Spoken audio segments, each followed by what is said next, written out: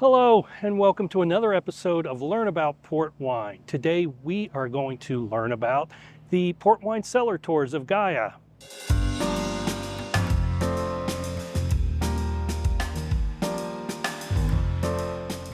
While I don't rate wines on this channel, and there's a separate video all about that, I do like to review and rate the various port learning experiences, of which the port wine cellar tours are really the main focus of these reviews.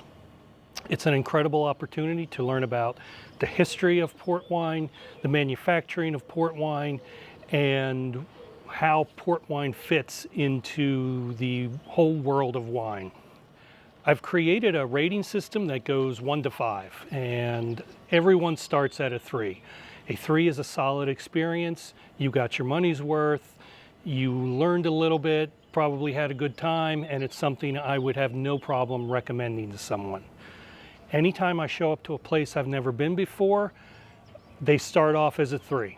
A rating of a 4 is for experiences that have a little bit extra.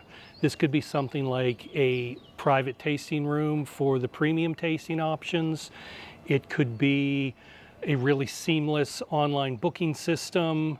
It could be a factor of a lot of little things stitched together. In each review, I will try to let you know what made that a 4 experience over a 3 experience. As far as a rating of 5 goes, there will be very few 5s.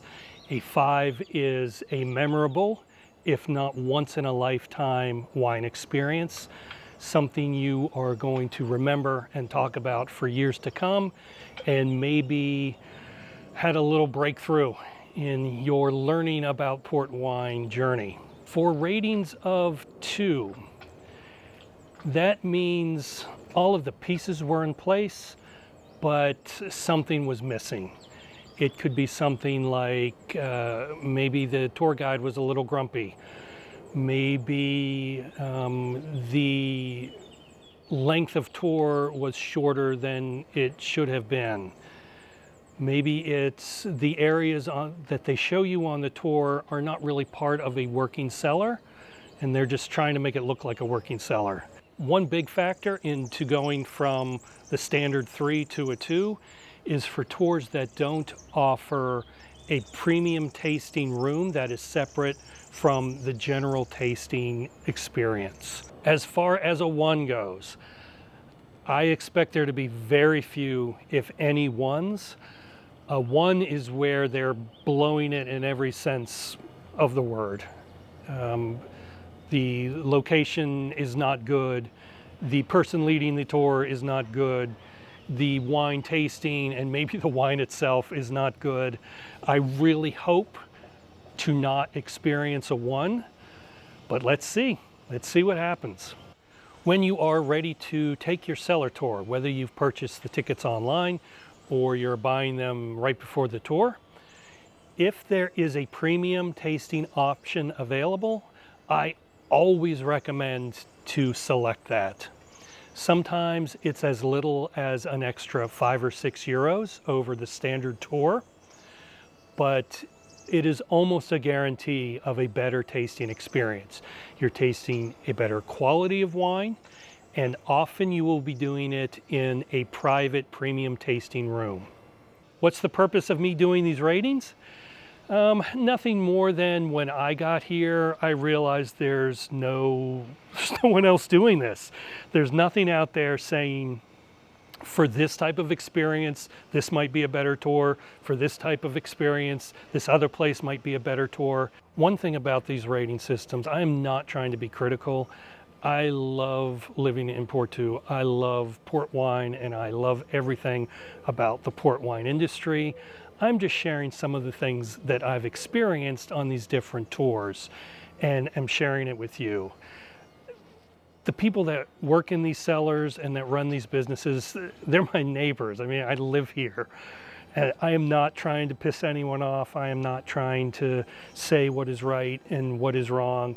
I'm just trying to share some of the information I've learned that might be important to you if you only have a little bit of time on your port wine learning journey while you're here in Porto and Gaia. The online booking for the various cellar tours, truthfully, is all over the place.